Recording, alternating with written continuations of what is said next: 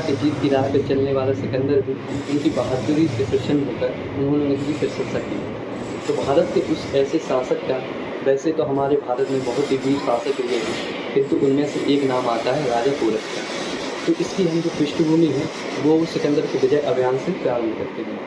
तो होता क्या है, जब सिकंदर ने विजय अभियान अपने प्रारंभ किए थे तो उस समय उसने सबसे पहले भारत का जो दक्षिण वाला हमारा जो एरिया है वहाँ से उसने युद्ध का प्रारंभ किया था, पश्चिमोत्तर वाला।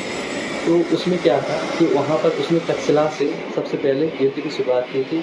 और तक्षशिला के उस समय शासक थे आम्बिक, राजा आम्बिक। और राजा आम्बिक ने बिना किसी युद्ध के ही सिकंदर का बहुत ही विनम्रता से उनका स्वागत किया था, क्योंकि वह युद्ध नहीं करना चाहते थे।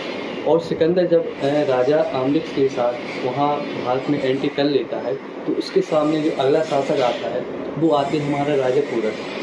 राजा पोरस बहुत ही साहसी और एक सम्माननीय राजा थे, हमारे शासक रहे।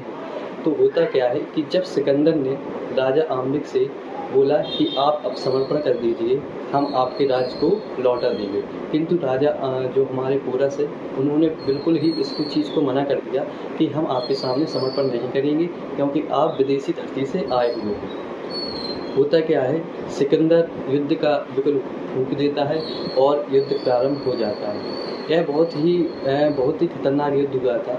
और इस युद्ध का नाम जो हुआ था कि हाइड स्पीड या विध्वंसता का युद्ध भी कहते हैं, और यह झेलम नदी पे हुआ था। इस युद्ध में भले ही हमारे राजा पोरस पराजित हुए थे, किंतु सिकंदर भी है, उनकी जो बहादुरी थी, क्योंकि राजा पोरस हारने के बाद भी उन्होंने सिकंदर का डटकर सामना किया था और उनसे बोला था कि तुम भले ही हमारे राज्य को हर लोगे, लेकिन हमारे भारत देश का शासन तुम्हारा नहीं होगा। तो सिकंदर उनकी इस बहादुरी से प्रसन्न होकर उन्होंने उनका राज्य सौंप दिया था, उनको उसका राज्य वापस लौटा दिया था। इसी समय मगध का जो शासक थे, जो शासन कर रहा था, वो हमारे थे नंद वंश के शासक राजा धनानंद। होता क्या है कि धनानंद का जो टाइम पीरियड है वो 326 से 322 ईसा पूर्व तक होता था। ये यहाँ पर जो धनानंद है ये महापद्मानंद का पुत्र था और यह बहुत ही क्रूर शासक था। इन्होंने अपने राज्य में जो एक ब्राह्मण देव थे चाणक्य, उनको बहुत ही बेइज्जती करके अपने राज्य से निकाल दिया था, जिनका और चाणक्य ने ही चंद्रगुप्त मौर्य की सहायता से धनानंद का राज्य समापन किया था। तो इसमें आगे क्या होता है, हम सिकंदर पर पहले चलते हैं आगे। तो सिकंदर क्या होता था कि सिकंदर का जो जन्म है वो 256 ईसा पूर्व में हुआ था। ये राजा फिलिप्स का पुत्र था और ये मैसिडोनिया का शासक था। इसके जो पिता थे राजा फिलिप्स, उनकी जब मृत्यु हो गई थी तो 16 वर्ष की आयु में ये मैसिडोनिया का शासक बना था। इसके जो घोड़े का नाम था वो अलेक्जेंडर था और इसकी जो माता का नाम था वो रुक्साना था। ये जो सिकंदर है इसने उसने मतलब कि मैसिडोनिया का ये शासक बना था, तो इसने पहले ये ठान लिया था कि अब संपूर्ण विश्व पर अपना राज्य, अपना मतलब कि शासन प्रारंभ करेगा। किंतु जब यह यहाँ भारत में आया तो राजा पोरस के साथ इसकी मतलब कि बहुत ही अच्छे युद्ध हुआ, जिसमें भले ही इसको मतलब कि विजय मिल गई हो, किंतु बाद में चंद्रगुप्त मौर्य और राजा चाणक्य के द्वारा कूटनीति के द्वारा सिकंदर को भारत से खदेड़ दिया था।